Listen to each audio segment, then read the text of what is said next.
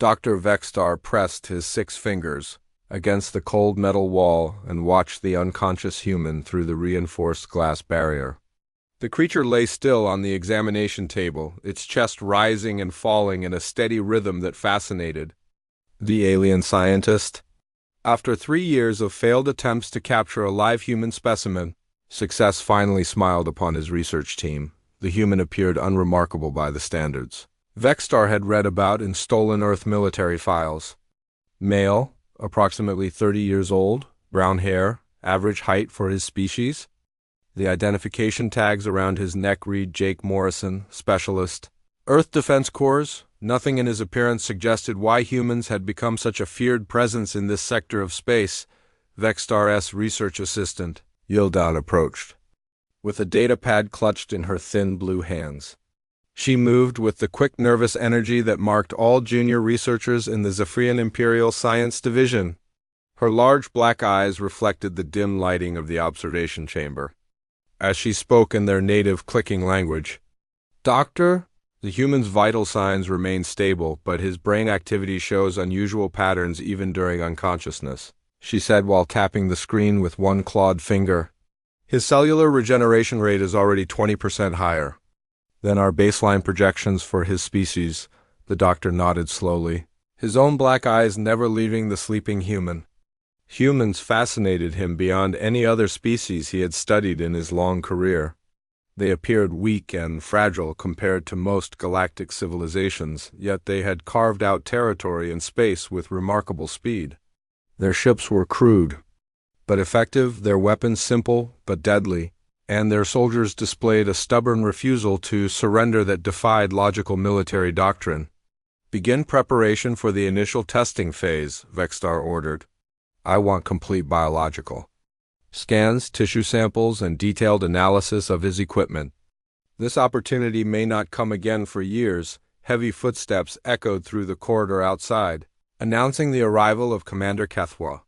The military officer entered with her usual commanding presence, her tall frame filling the doorway.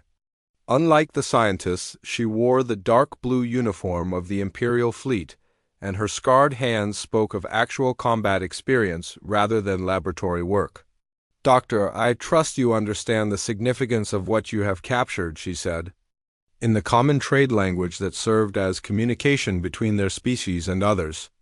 Her voice carried the authority of someone accustomed to being obeyed. Without question, Vextar turned from the observation window to face the commander. "Indeed, Commander. This specimen represents years of research opportunities. We will finally understand what makes humans so adaptable in combat situations." HFY's expression remained stern as she studied the unconscious human through the barrier. "My intelligence reports suggest humans possess combat capabilities far beyond what their physical appearance would indicate. They survive in conditions that would kill most species and show remarkable resourcefulness when faced with superior numbers or technology." The scientist waved one hand dismissively. "Military reports often exaggerate enemy capabilities to justify tactical failures. This creature appears no different from any other carbon-based life form. Observe how peacefully it rests in captivity." "Perhaps," the commander replied, though her tone suggested doubt. "Nevertheless, I want security protocols maintained at maximum levels. No one enters that chamber without my personal authorization, and I want guards posted at all access points." Vextar felt irritation at what he perceived as unnecessary caution. "Commander, with respect, this is a research facility, not a military prison. The containment systems were designed to hold far more dangerous specimens than a single unconscious human.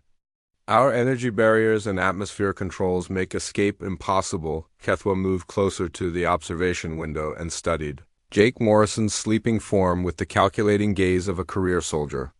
Something in the human's posture, even in unconsciousness, reminded her of predators she had encountered on her homeworld. They appeared harmless until the moment they struck. "Doctor, I have read reports from 3 different engagements where single human soldiers eliminated entire squads of trained warriors," she said quietly. "In one case, a human designated as a simple communications specialist held off 24 Kravan Assault troops for 6 hours using nothing but improvised weapons and environmental hazards. The scientist's forearms gestured impatiently as he responded. Battle reports are unreliable sources of scientific data. Fear and confusion create legends where none should exist.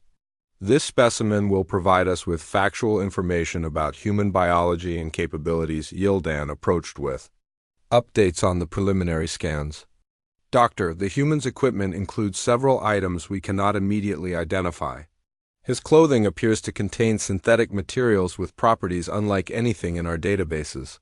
Some of his gear shows signs of advanced miniaturization. Technology Vexstar examined the datapad with growing excitement. Unknown human technology could prove even more valuable than biological samples. Secure all his equipment for detailed analysis. I want every component studied down to the molecular level. The commander remained focused on the sleeping human. What was his ship doing in this sector?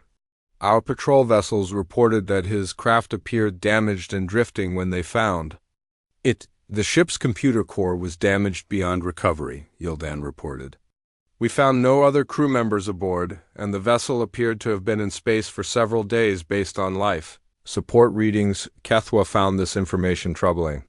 Humans rarely traveled alone in hostile territory, and their ships typically moved in formation for mutual protection.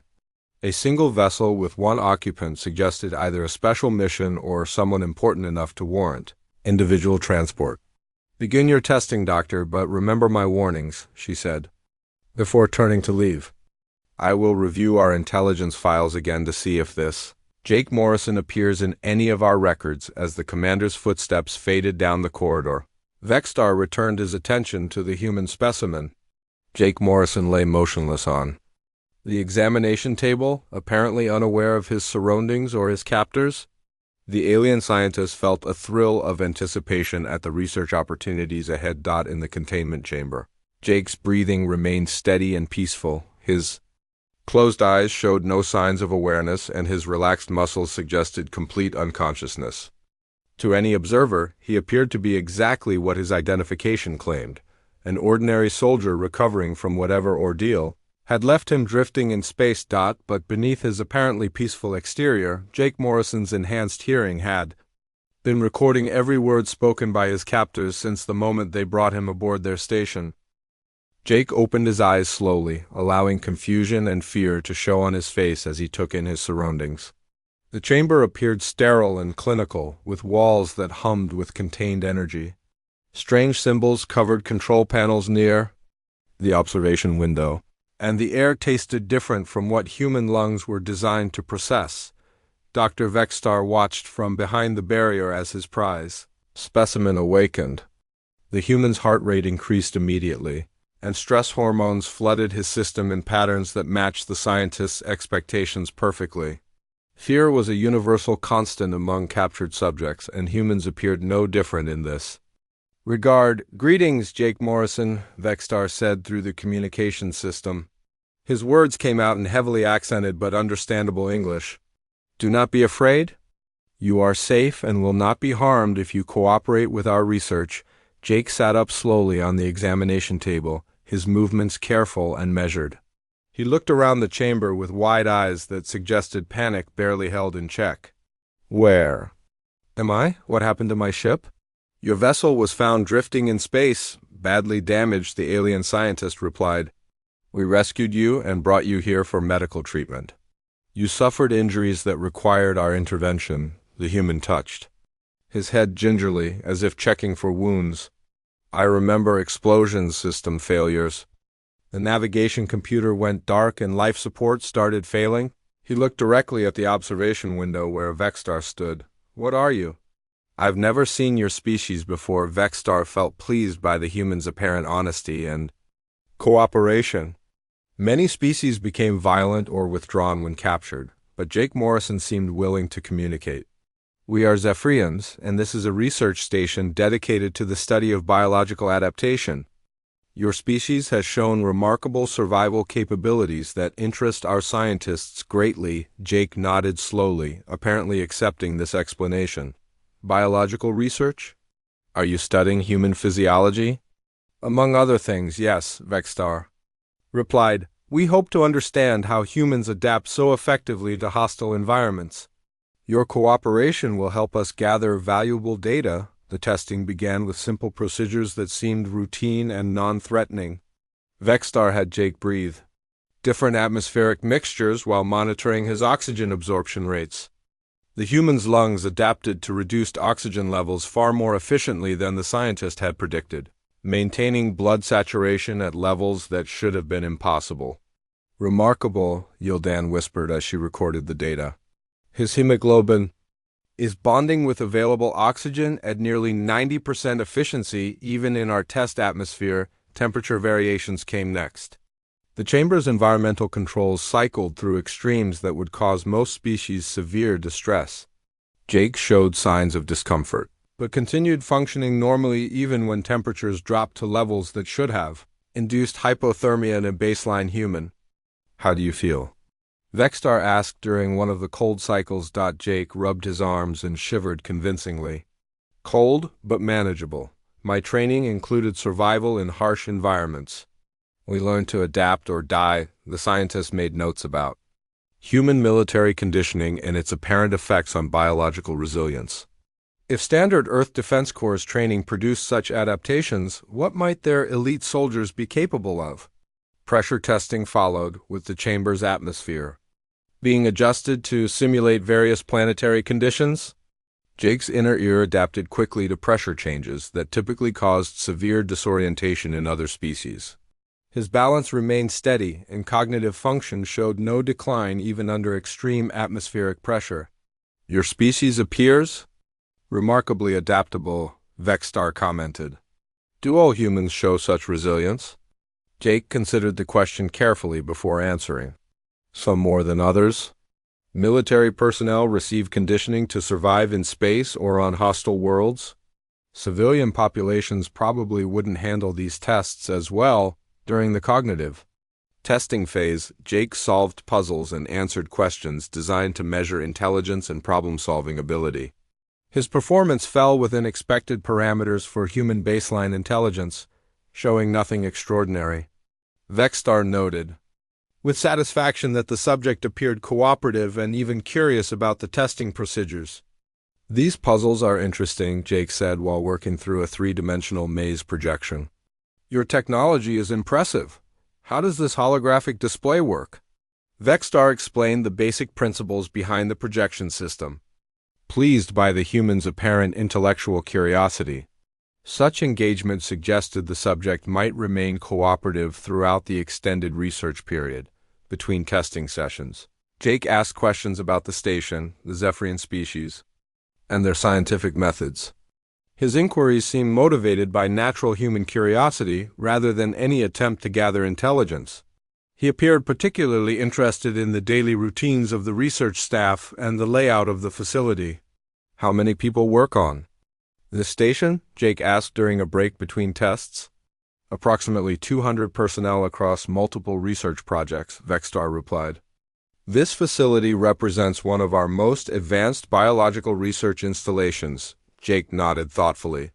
It must take a lot of coordination to run such a complex operation. Do you work in shifts around the clock? Indeed. Research continues constantly, with 3 primary shifts and minimal staffing during rest periods. The scientists confirmed. Yildan approached with results from tissue samples taken during medical examinations. Doctor, the cellular regeneration rates are extraordinary. Minor wounds are healing at speeds that exceed our highest projections for mammalian species. Vexstar examined the data with growing excitement. A small cut made during routine blood sampling had closed completely within hours, leaving no visible scarring. The human's immune system had also neutralized several test pathogens that typically required medical intervention to overcome. Jake Morrison, have you received any genetic modifications or medical enhancements? The scientist asked. Jake looked puzzled by the question. No, nothing like that. Standard military medical treatment, vaccinations for space travel, the usual health maintenance. Why do you ask? Your healing rates are remarkable, even for human standards according to our data, Vexstar explained. Perhaps your species is more resilient than our information suggested. As the testing sessions continued, Jake's behavior remained consistent. He cooperated with procedures, asked questions about the science involved, and showed signs of adapting to his captivity. His stress levels decreased over time, and he began engaging in casual conversation with the research team during sleep periods. Monitoring systems showed normal human rest patterns. Jake appeared to dream regularly with brain activity consistent with standard REM cycles. His body temperature and heart rate followed expected circadian rhythms despite the artificial environment. Vexstar compiled his preliminary findings with growing satisfaction. The human specimen exceeded all expectations for biological adaptability while remaining completely cooperative. Unlike the aggressive and dangerous creatures described in military reports, Jake Morrison seemed to be exactly what he claimed, an ordinary soldier. Grateful to be alive, the scientist began drafting his initial report to the Zephian Science Council, confident that his research would unlock the secrets behind human survival capabilities. With careful study, these traits might be replicated in other species or even integrated into Zephian biology through genetic modification. In his containment chamber, Jake Morrison settled into what appeared to be peaceful sleep, his breathing steady and relaxed. The monitoring systems recorded nothing unusual as he drifted into unconsciousness, apparently content with his situation. But during those supposed sleep periods, Jake's enhanced metabolism processed the day's observations with perfect clarity, cataloging guard rotations, shift changes, and the subtle vulnerabilities he had identified in the station's security systems. Yildana's hands trembled as she held the small device recovered from Jake Morrison's equipment belt. The object appeared unremarkable, resembling a standard data storage unit common among human military personnel. However, 3 days of careful analysis had revealed encryption patterns unlike anything in their databases. "Doctor, I believe we should examine this more closely," she said, approaching Vexstar's workstation with obvious nervousness. The encryption algorithms are far more sophisticated than standard Earth Defense Corps protocols. Vexstar looked up from his biological analysis reports with mild irritation.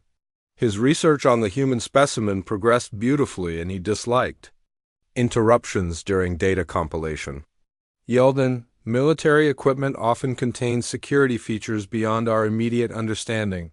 Focus on the biological samples where our expertise proves more valuable.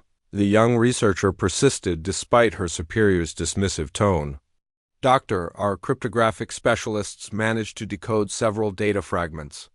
The contents reference operational designations that do not match standard military terminology. Something in her voice made Vexstar pause his work and give her his full attention.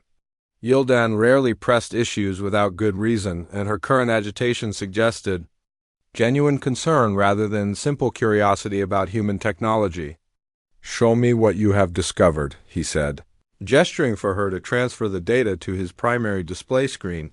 The fragments appeared in garbled text mixed with recognizable English words. Most segments remained encrypted beyond their current capabilities, but certain phrases stood out clearly. Project Reaper authorization confirmed. Harvester protocol status update and Asset H7 deployment successful. Vexstar studied the partial information with growing unease. These terms carried implications far beyond routine military communications. Project names typically indicated special operations, and asset designations suggested personnel with unique classifications or capabilities. "Have you cross-referenced these terms with our intelligence databases?" he asked. Yildan activated additional screens showing search results from captured human military files. "Doctor, I found scattered references to something called Harvester in multiple documents, but most files containing detailed information remain beyond our decryption capabilities."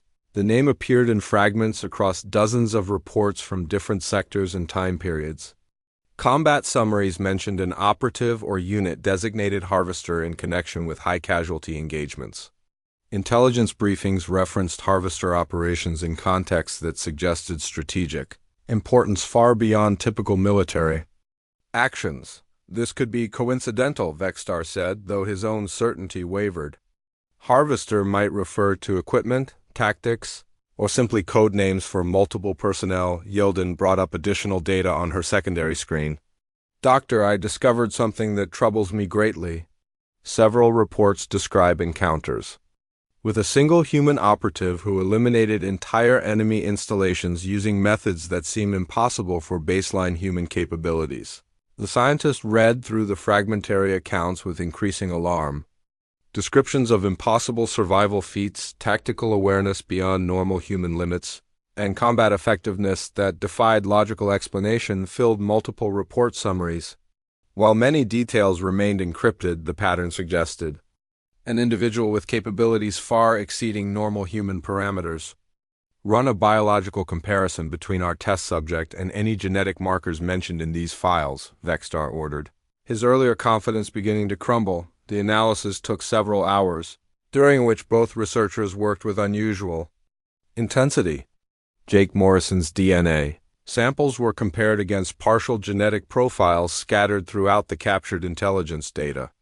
Most comparisons yielded no matches due to incomplete information, but 3 specific markers aligned perfectly with references to enhanced human operatives. Doctor, the probability of coincidental matching approaches 0, Yildan reported. Our test subject carries genetic signatures consistent with advanced human modification programs. Vexstar stared at the comparison data with growing horror. Their docile and cooperative test subject might actually be one of the most dangerous individuals in human space. The implications sent cold fear through his circulatory system as he realized the potential consequences of their mistake. Alert Commander Kethwa immediately, he ordered. Do not communicate these findings over standard channels. Request her presence in my laboratory for urgent consultation while they waited for the commander's arrival. Vexstar and Yildan continued analyzing the available data. Additional searches revealed references to harvester operations spanning multiple years and dozens of different sectors. The pattern suggested a single individual rather than a unit designation, and the operational scope implied strategic importance at the highest levels of human military command. Commander Kethwa arrived within minutes, her expression grim as she reviewed the evidence presented by the research team. Her military experience allowed her to understand the implications immediately, and her scarred hands clenched into fists as she absorbed the full scope of their situation. How certain are you of this identification? She demanded. Vexstar consulted his data one final time before responding. The genetic markers, equipment sophistication, and operational references create a pattern that cannot be dismissed as coincidence. We appear to have captured someone of extraordinary significance to human military operations. The commander moved to the observation window and studied Jake Morrison through the reinforced barrier. The human appeared to be sleeping peacefully, his relaxed posture showing no signs of awareness or concern. Nothing in his appearance or behavior suggested the lethal capabilities described in the intelligence reports. Have you detected any deception in his responses during testing? Kethwa asked. None whatsoever, Vexstar replied. He has been completely cooperative and apparently honest in all interactions. His stress responses appear genuine, and his behavior matches our expectations for a captured soldier. Kethwa's military instincts warned her that appearances could be deceiving, especially when dealing with human personnel trained for special operations. Doctor, consider the possibility that his cooperation is itself a tactical deception. Elite human operatives receive training in resistance techniques that might include appearing compliant while gathering intelligence. The scientist felt his certainty about the research project beginning to dissolve. Commander, if this individual possesses the capabilities described in these reports, our containment systems may prove inadequate. Increase security protocols immediately, Kethwa ordered. Double the guard rotations, install additional monitoring equipment, and prepare contingency plans for emergency containment measures. I want backup systems for every security feature in that chamber. Yildan approached with additional findings from her continued analysis. Commander, I discovered references to something called enhancement protocols in connection with Harvester operations. The fragments suggest biological and technological modifications far beyond standard human capabilities, this information confirmed HFY's worst fears about their situation. Enhanced human operatives represented threats that conventional military doctrine struggled to address. Their capabilities often exceeded the parameters used in standard containment design, and their training included methods for exploiting weaknesses in alien technology. "Doctor, I want continuous monitoring of the subject from this point forward," the commander said. "Any changes in behavior, vital signs, or apparent condition must be reported immediately. We cannot afford to underestimate what we may have captured." Vexstar nodded his agreement while reviewing the biological data from their testing sessions. Jake Morrison's remarkable adaptability and healing rates suddenly appeared in a new light. Rather than representing typical human resilience, these capabilities might indicate deliberate enhancement for special operations. "Should we confront him with this information?" the scientist asked. HFY considered the question carefully before responding. "No, if he is indeed this Harvester operative, revealing our knowledge might prompt him to take action before we can implement adequate countermeasures.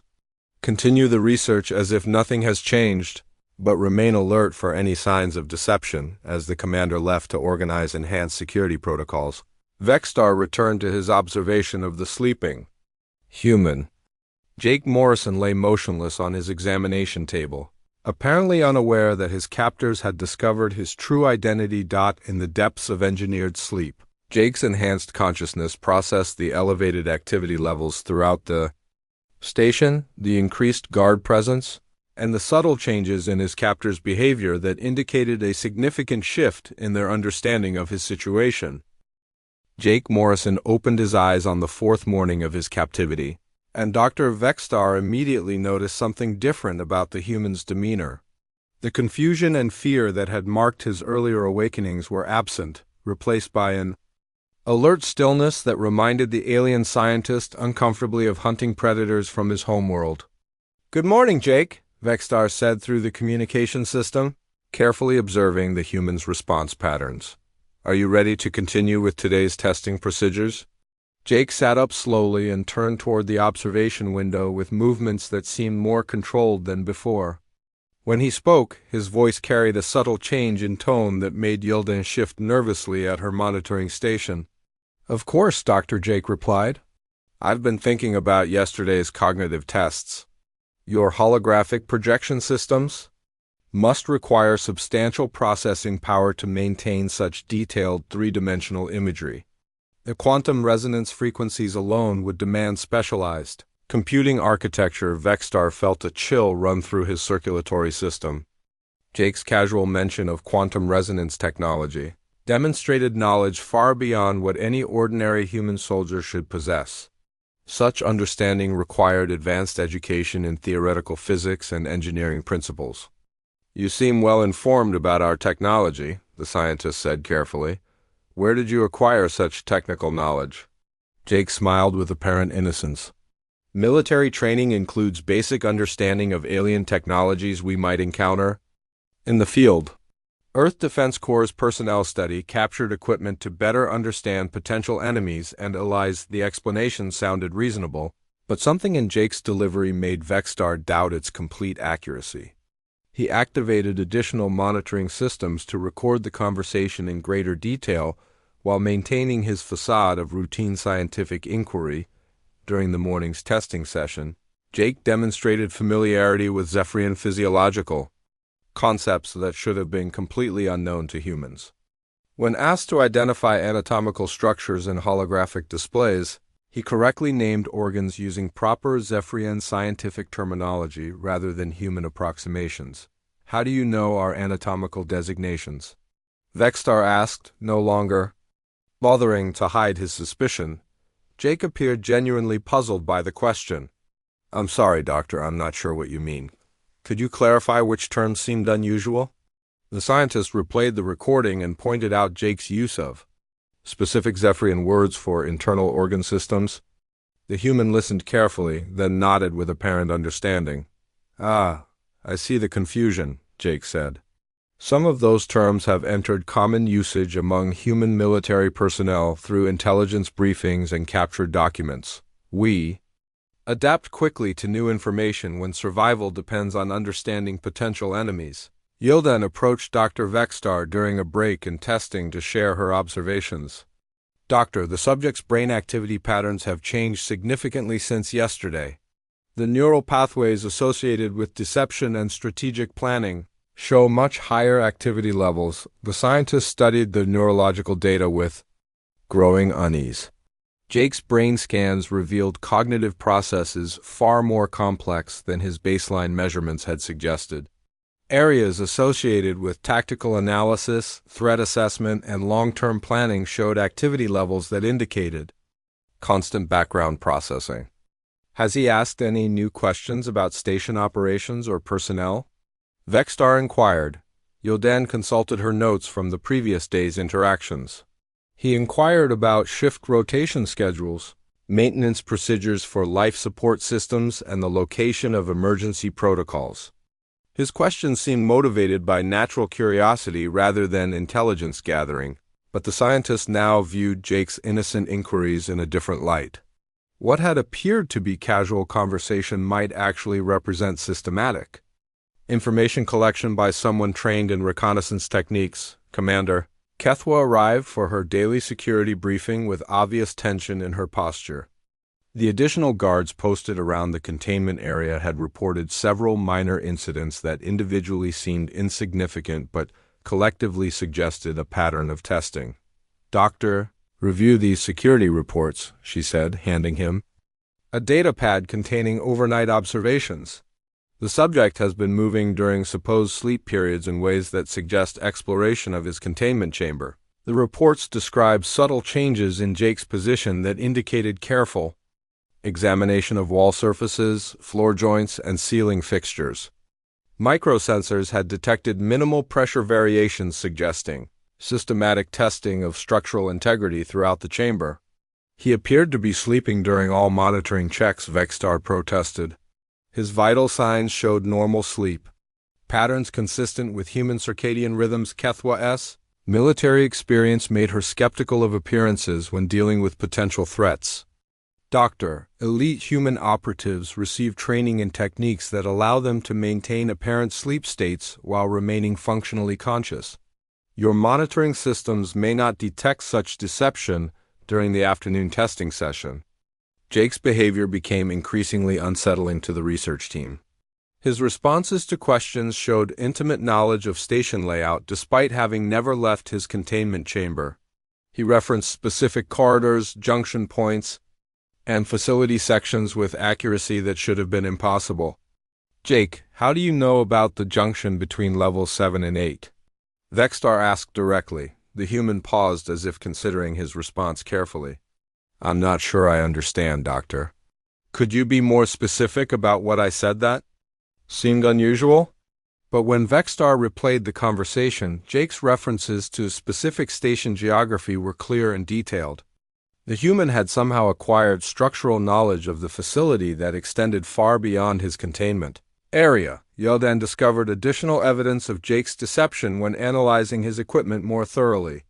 Hidden within seemingly standard military gear were sophisticated sensors and communication devices that had been actively recording environmental data since his arrival. Doctor, these instruments have been mapping the station's electronic signatures and structural resonance patterns, she reported.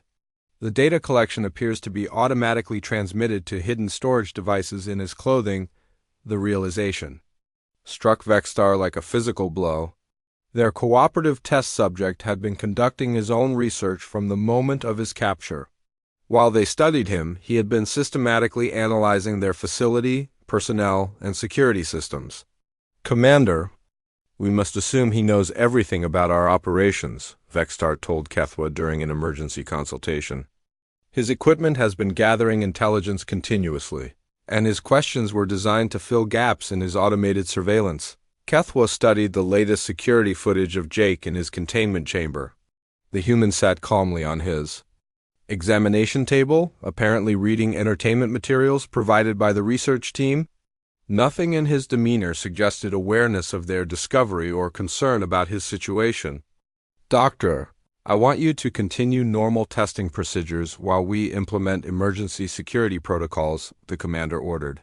"Do not let him know we have discovered his deception. We need time to assess the full scope of his intelligence." Gathering, but as they spoke, monitoring systems detected subtle changes in Jake's behavior that suggested he already understood the shift in his captor's awareness. His movements became more economical, his responses more carefully measured, and his questions more precisely targeted to areas they had not yet secured. The psychological profile generated by the station's behavioral analysis computers painted a disturbing picture of their captive. Rather than a confused and grateful rescued soldier, Jake Morrison appeared to be a highly trained operative systematically preparing for an unknown objective. "Doctor, consider the possibility that his capture was not accidental," Kethwa suggested. "Elite human operatives might deliberately allow themselves to be taken if the intelligence value justified the risk." Vexstar felt his scientific worldview crumbling as he confronted the implications of harboring someone who might be among humanity's most dangerous individuals. Everything about their research project now appeared in a completely different context. In his containment chamber, Jake Morrison continued reading his entertainment materials with apparent contentment, while his enhanced hearing monitored the increased security activity throughout the station, and his modified nervous system processed tactical options for the inevitable next phase of his mission. The station's power grid experienced its first fluctuation at exactly 0347 hours during the night shift, when most personnel were either sleeping or maintaining minimal operations. Chief Engineer Corville noticed the brief disruption in his monitoring systems, but attributed it to routine maintenance cycles that occurred automatically throughout the facility.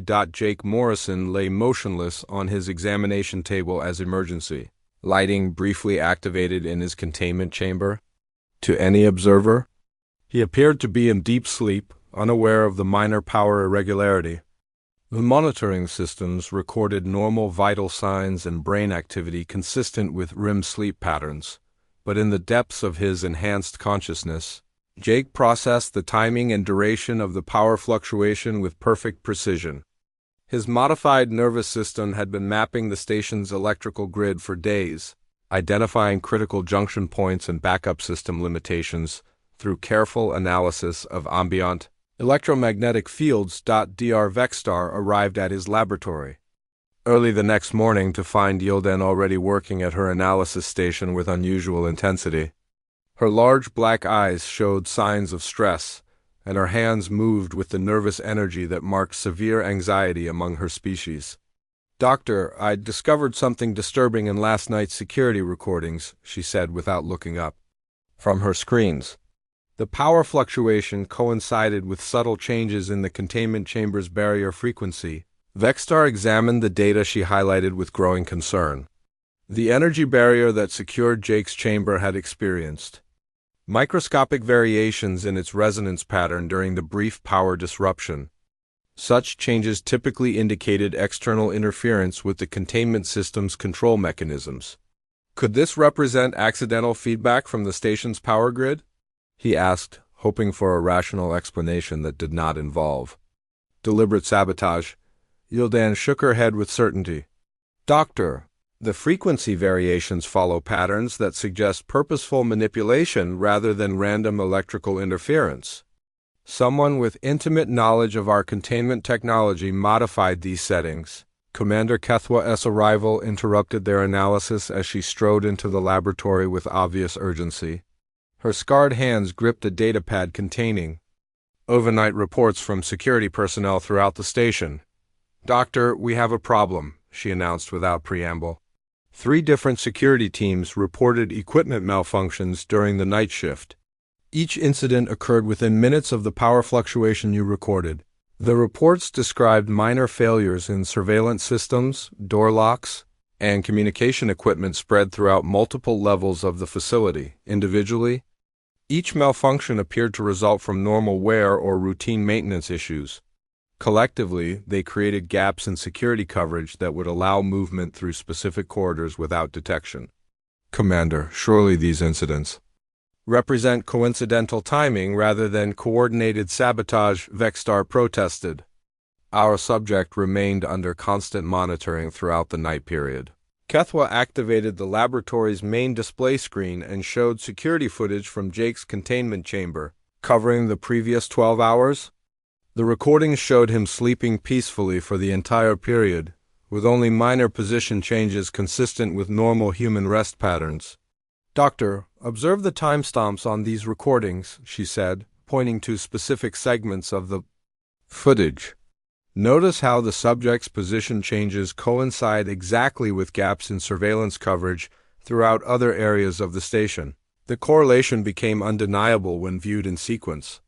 Each time Jake shifted position during his apparent sleep, another section of the station lost monitoring capability for precisely the duration needed to move between secured areas undetected.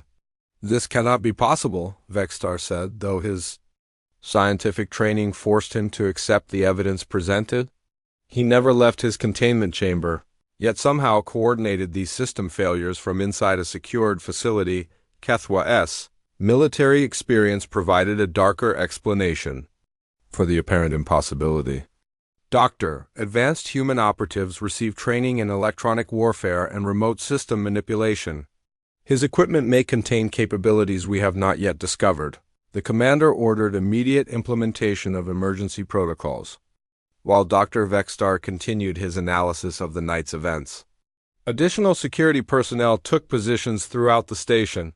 Backup systems came online and containment procedures shifted to maximum security settings, but these preparations came too late to prevent what Jake Morrison had already set in motion during weeks of careful observation and planning.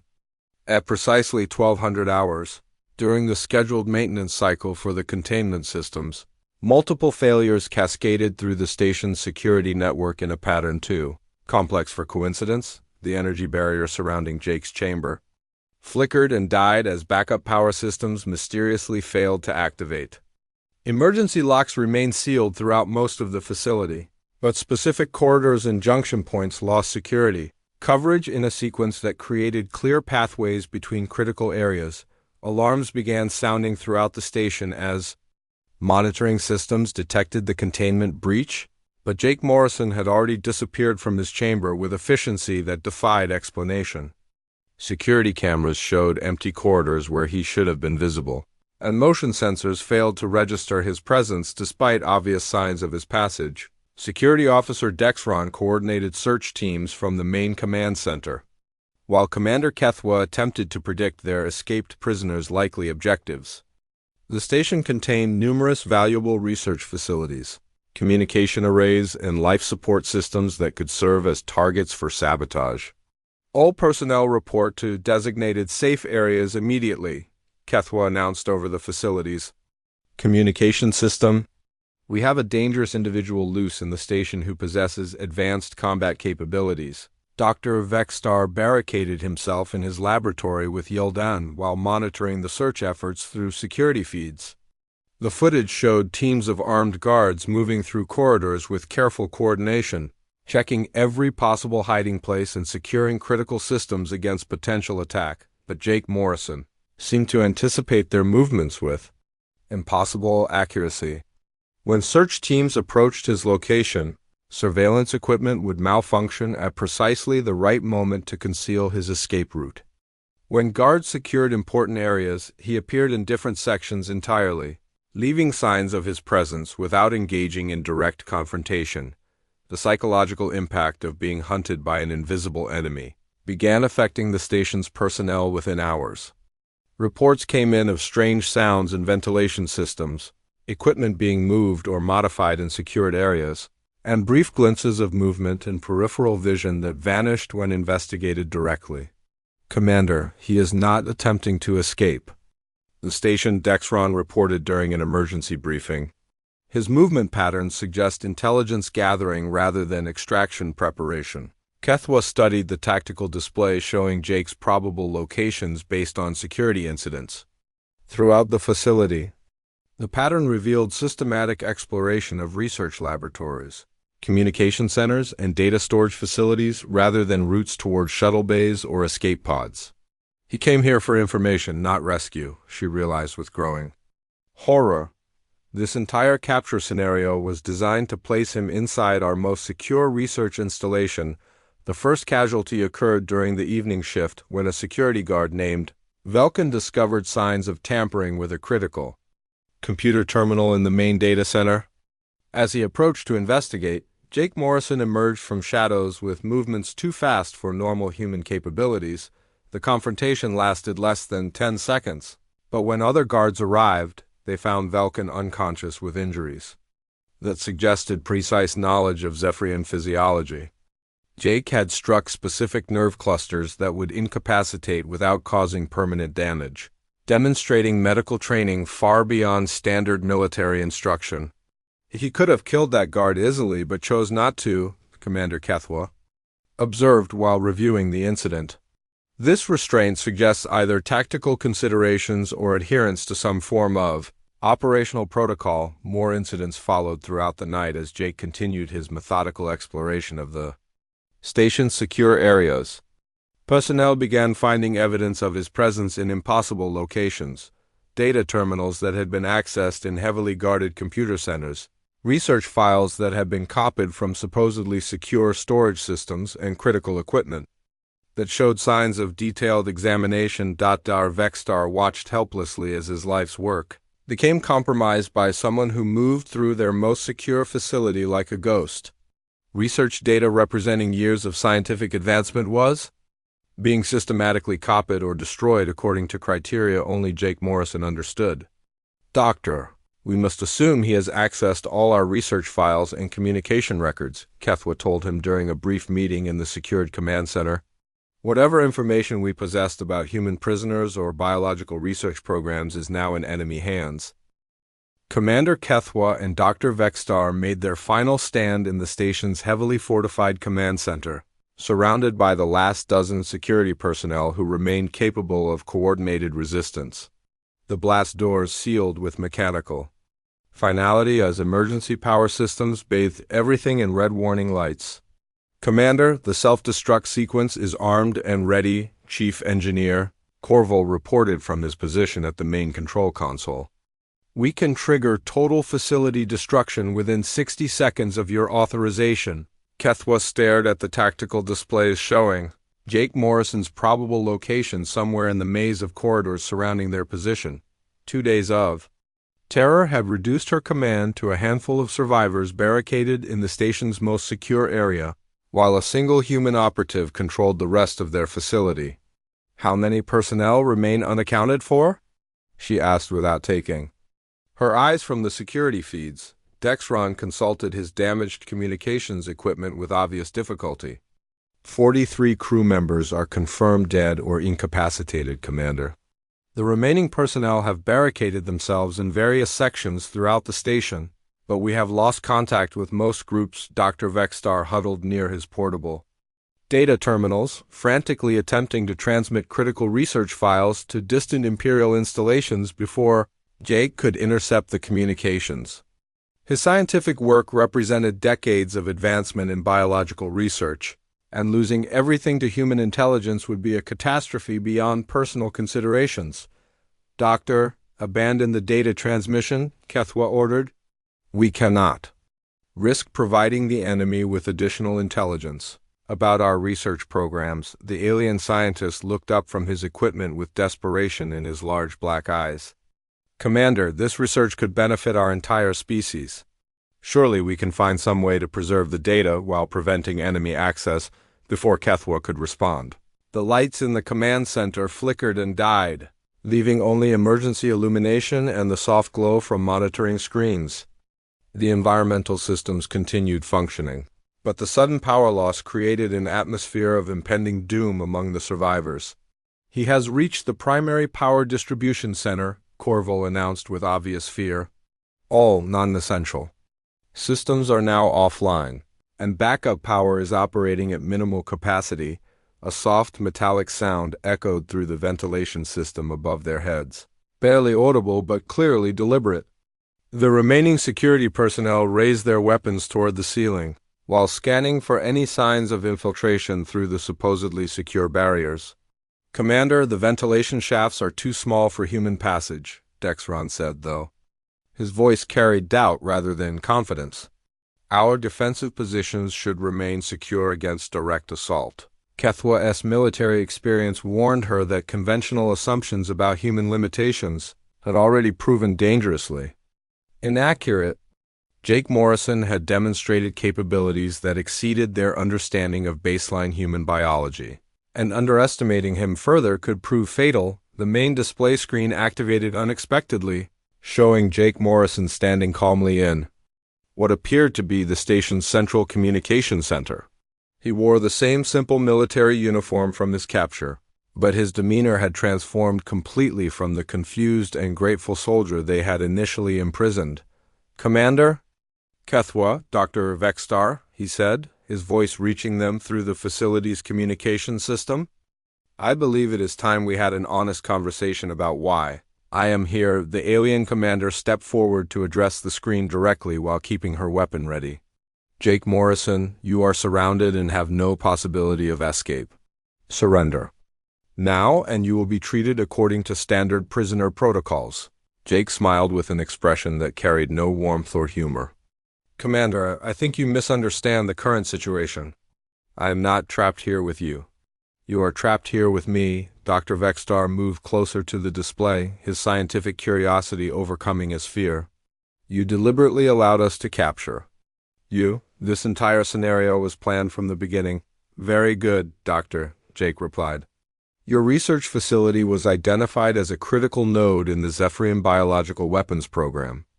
My mission parameters require detailed intelligence about your operations, prisoner locations, and research data." The revelation struck Kethwa like a physical blow. If humans possessed accurate intelligence about their classified research programs, the implications extended far beyond this single installation.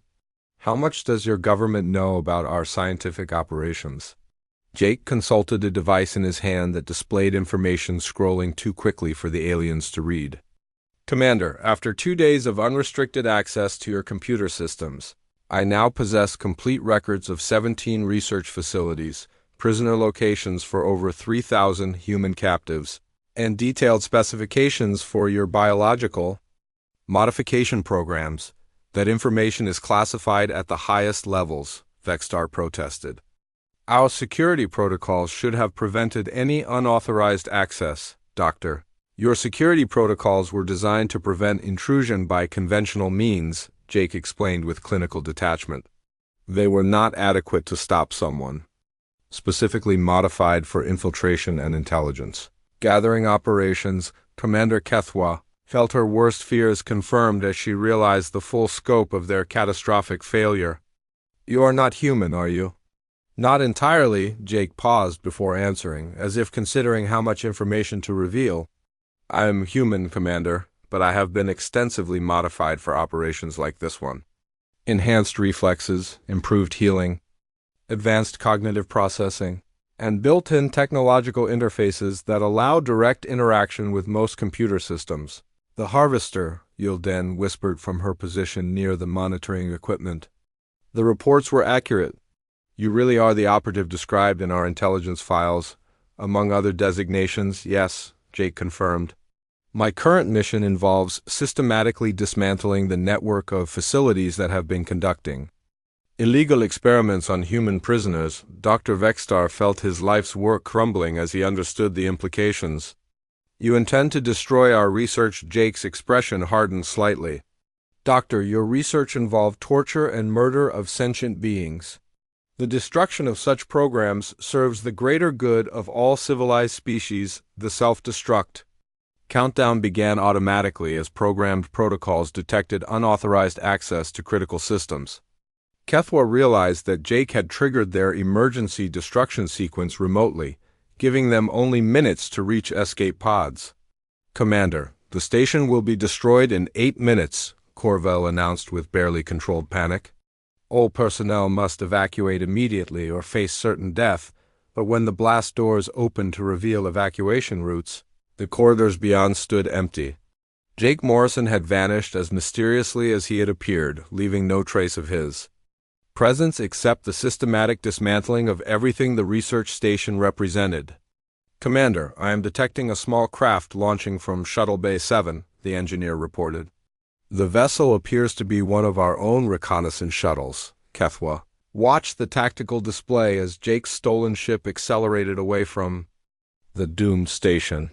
The craft transmitted a brief coded message toward human space before disappearing into the void beyond their sensor range. As evacuation alarms echoed through the corridors, Dr. Vexstar gathered what research data he could salvage while reflecting on the magnitude of their failure. They had captured what they believed to be an ordinary human soldier, only to discover they had invited humanity's most dangerous operative into their most secure facility. The explosion that consumed the research station could be seen from several light minutes away, marking the end of decades of scientific work and the beginning of a new chapter in the ongoing conflict between species.